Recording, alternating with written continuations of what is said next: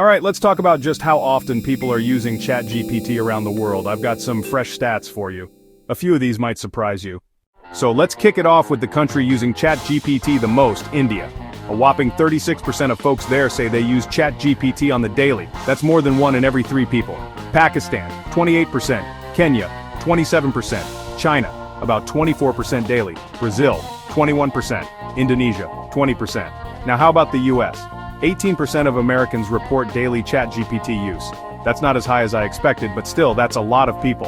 Globally, when you average it out, it's about 17%.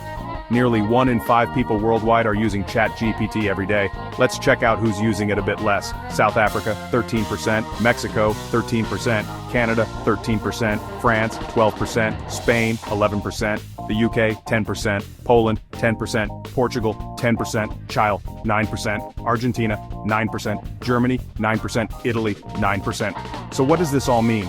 ChatGPT isn't just a trend in one place, it's being used by millions all over the globe every single day. Whether you're in India or Italy, chances are someone nearby is chatting with AI right now. And with numbers like these, expect it to be even more common next year. So, are you one of the daily users? Drop your country and how often you use ChatGPT in the comments. I'll see you in the next one.